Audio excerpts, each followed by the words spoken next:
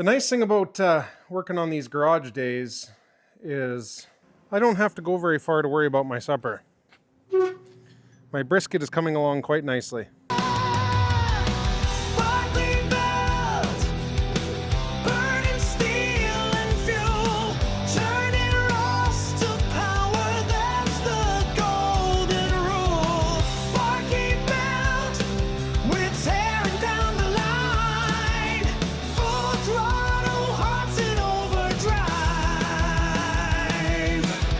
Welcome back out to the garage, guys. As usual, back to work on old Deathtrap here. I got some stuff in the mail this week. First things first, the wastegate showed up. This is a Chinese knockoff of some, I don't know, nice brand.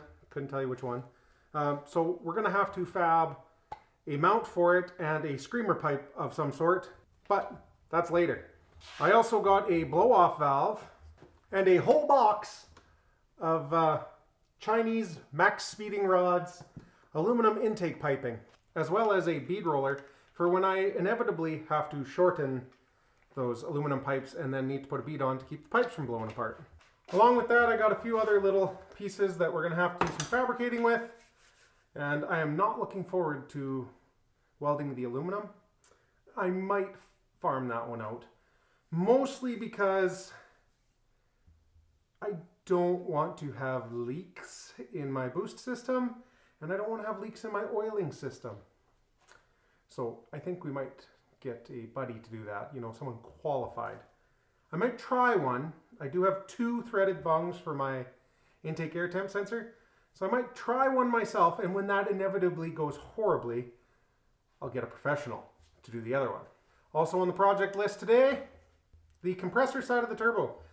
I need to drill and tap a hole in this raised boss right here, right beside those really high quality words made in China. We're going to drill that, we're going to tap it 1/8 inch pipe so that I can run a line over to my wastegate so that, you know, this functions correctly. The wastegate came with a spring in it and 2 other springs. No instructions to tell me what the pressures that these springs are rated for are. So I'm going to have to pressure test these. It's got to grab an air regulator from work. I have the turbo exhaust inlet sitting here on the bench. I cut this at a, I don't know, 20-degree angle, whatever looked about right. And this is the flange that came with the wastegate. So we got to weld this on and then test fit it all in the car to make sure that, you know, I wasn't smoking my supper when I came up with this angle. The first thing I'm going to do is get this over on the drill press. I'll take a center punch, mark that, and I will drill this out and tap it.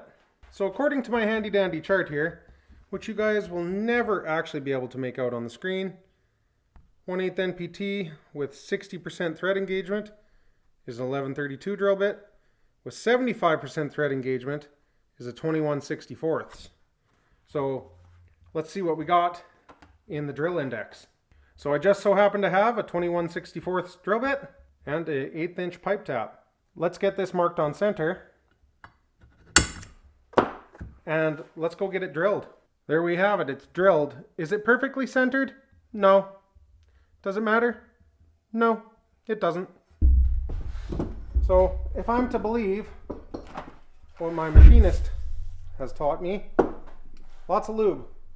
You guys don't need to watch me cut threads poorly, so we'll come back to this when it's done.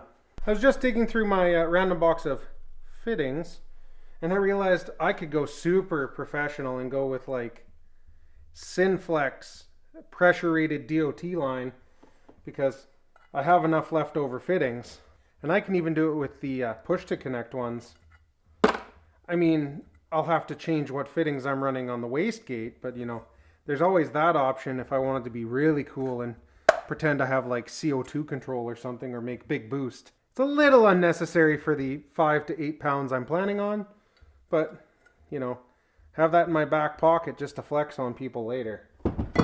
People are going to know the Beetle's serious. So it turns out I don't have any 1/8 inch pipe barbs, so we'll just leave that for now, you know, and we'll figure out what size barb we need and put that in later, which means it's on to my least favorite part. It's now time for me to attempt to murder more metal with my highly skilled welding techniques. I know what you're thinking.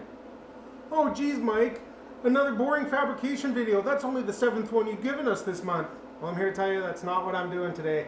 I'm going to save you the agony of watching my agony trying to stick two pieces of metal together with horrible results.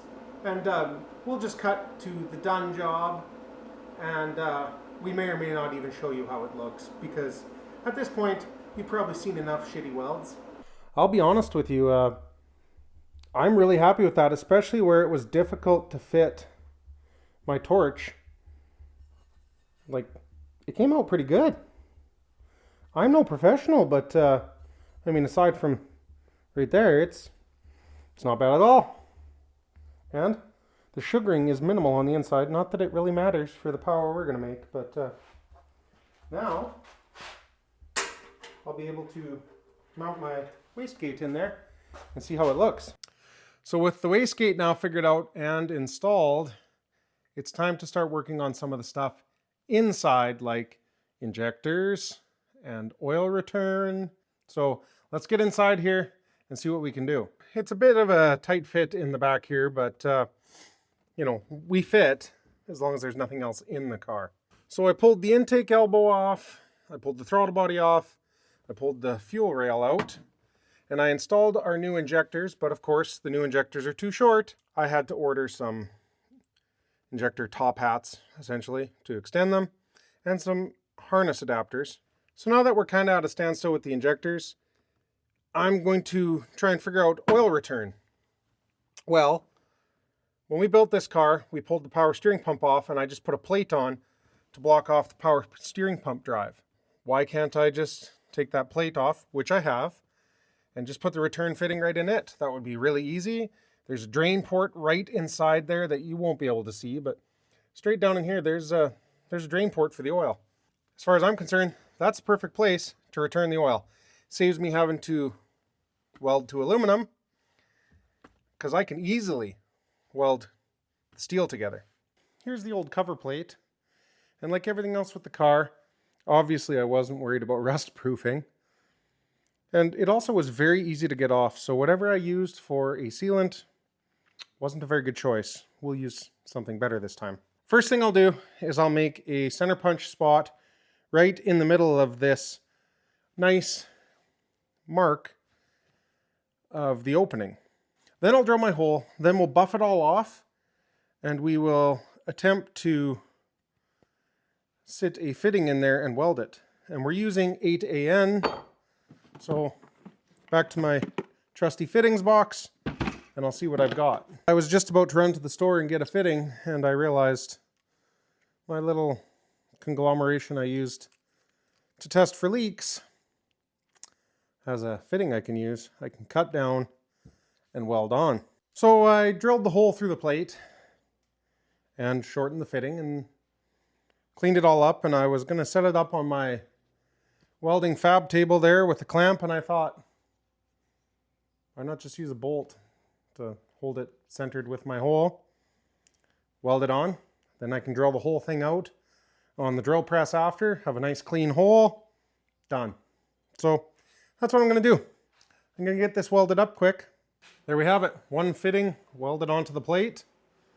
I drilled out the back of the plate, roughly the same size as the inside of the whole fitting. I quick threw it on the belt sander to make sure there was no rough edges. Now I'll clean the block, and I'll put a liberal amount of RTV on this and stick it back on, and then we can build our return line from the scavenge pump. Well, after a quick trip across town to Canadian Tire, I did get some RTV, and I got that fitting plate put back onto the back of the head. And then I started measuring and built my hose. So this will go from the pump at this end to the back of that valve cover at this end.